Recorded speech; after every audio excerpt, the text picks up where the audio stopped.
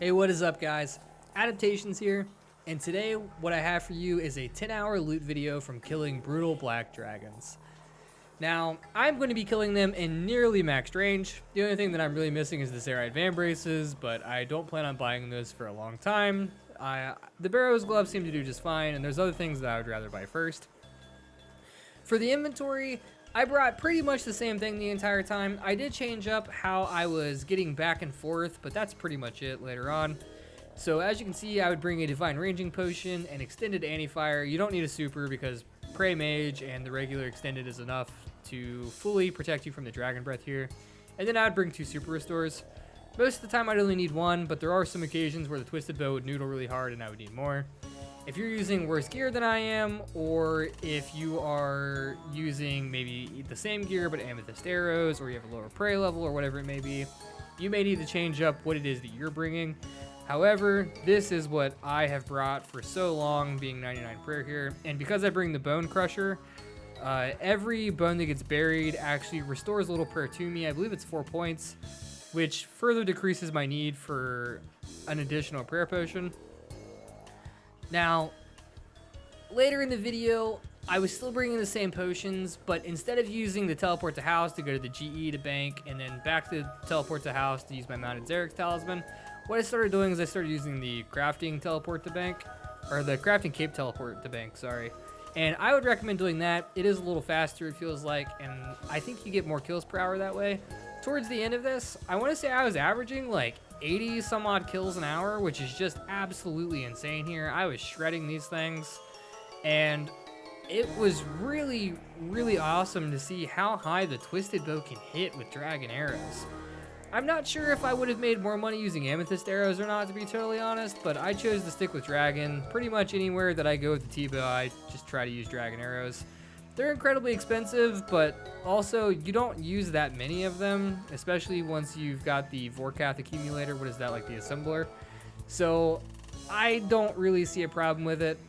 I will tell you that over the course of this video, I did use 2,000 dragon arrows, so you use about 200 an hour, so feel free to factor that into your calculations if you plan on coming here yourself.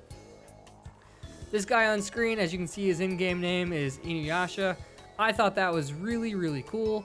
Inuyasha is one of the first animes that I remember watching, and it really was kind of the start of getting me into anime, along with like Yu Yu Hakusho, Dragon Ball, and other shows like that. He showed up with a Twisted Bow and full Armadillo and kind of crashed the party that me and this DHCB guy here were having. And that was totally fine for a minute, but then it got to the point where we started having downtime between the kills where we were waiting for dragons to spawn. And I asked him to hop, and he ended up hopping for me, which is really nice. I just wanted to give him a quick shout out in the video because of that. Now, there are some people here that will refuse to hop, but I really don't understand why, because it's not like it was when these were first released, where it seemed like every single world there was one person per dragon, and you could not find a better world than that. They added the Slayer level to it, and it still didn't really fix it for a long time, but now it seems like people have just moved on, they do other things, and seeing how few people are here really makes me want to bring my Wyvern ult here. Let's get the Slayer level up and call it a day, honestly. Like, I can make so much money with the Wyvern ult sitting here, and these are so incredibly AFK. I am currently training him up for a different purpose, and I don't plan on bringing him here, but maybe in the future. As you just saw on screen, I did get 50 mil HP XP while I was here. I thought that was worth throwing in here. This clip, I ended up getting 4 back-to-back Rune Hostas, which was kind of crazy. I don't think I've ever seen that here. There was one other time during the same video, actually, where I got 5 back-to-back D-Longs, and I thought that was nuts, but I lost that clip because my computer unfortunately crashed while it was still recording. And then during this teleport here, speaking of Wyvern ults, I saw that this guy, his name is actually my Wyvern ult, and I thought that was really funny.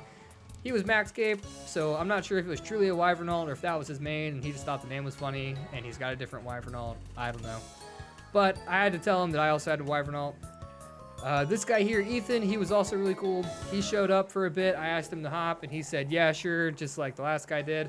And then he actually offered to show me how to do raids, especially if I ever decide that I want to do like a 10-hour video of raids. He said that he would do that with me. I thought that was really nice. He's a really cool guy, so shout out to Ethan. Thank you very much, sir.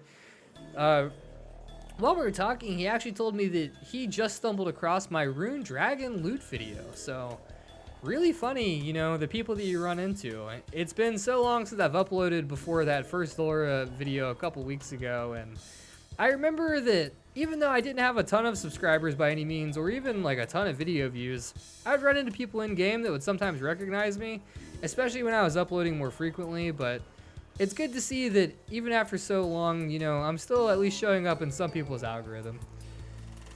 Here you go on screen. This is a pretty good trip. You know, we got a D-Med, some Dragon Javelin heads, I believe, and then some Dragon Dart tips. That's always good to see. Once you get a few hours into this, you start realizing that you don't actually want to record every single dragon drop you get, because my goodness, there'll be so many clips and it's just a pain. And at the end of the day, how many of the Dragon Dart tip or Dragon Arrow heads or Dragon Javelin drops do you guys really want to see in one video? And even if you did want to see all of them, I think we should probably not show all of them, because we want to leave something for the end, right? Got to keep it a little surprising. As you can see here, we ended up in another situation where there's 3 guys here, and because I already asked 2 guys to hop for me and they both did, I figured I would be the guy that hopped this time. And this is what I was talking about earlier. I hopped one time and I am in a world with 0 other people in it. And I think for the entire rest of the time that I was killing these, I didn't see a single soul in this world with me. So if you guys were thinking about doing Brutal Black Dragons or making an alt for Brutal Black Dragons, and you still have the old days of every single world being completely packed and not being worth it, I would encourage you to maybe come here for a couple of hours and test it out yourself and see what you think, because it seems much different and much more chill now. Here you go. On screen you can see that I finally started using my crafting cape. Now that is really, really good. I will say that there was probably an hour or an hour and a half here where I had the crafting cape in my inventory, and I actually did not use it to bank still. The muscle memory of just clicking whatever is in the bottom right to teleport was too strong, and I still had my teleport to the house there. So I ended up having to move it around, and then I finally got back used to it, and I was able to start taking more advantage of the crafting cape. On screen here you can see another Dragon Plate Skirt drop that we got. That was one of, I believe, 3 that I got in total of the entire 10 hours. So we didn't really get a ton of those, but they are fairly rare. I think they're like a 1 in 512 drop or something like that. So really can't complain that you didn't see a ton, but I really wish that we would have seen more. It's always nice to get a little lucky, even if it's not incredibly lucky. Pretty much here, I was picking up anything that was stackable, and then the hides, and then any sort of alks. I didn't really pick up too many of the anglers or anything. If I had free space in my inventory, I would, but then if I killed more dragons and I got to the point where it was between more dragon hides or the anglers and I didn't have to start another restore, then I would drop the anglers. So you'll see me picking up some of them here, but honestly, most of those never made it to my bank. And at the end of the video, I don't even end up price checking them, because the very few anglers that I did get to keep, I'm just going to end up using them for something else later anyway, so it's not even worth selling it to me. Now you can see on screen, we are getting into the price check. The clues that are in this tab are not from the dragons. I keep those in there so that I do not keep getting clue scrolls. And the first price check here is 14.1 million. Now this price check actually does not include any of the runes that I received during the 10 hours. I had to look at my Runelight Loot Tracker, I don't know why that was so hard to say, to find the number of runes that we actually got. And you will see here in a minute that that is actually about another 1.5 mil, I believe it is. And so the total money that we made during the entire time here was a little over 15 mil. However, after subtracting the 2,000 dragon arrows from earlier, which is about 3 mil, you can see that we made about 12 mil here.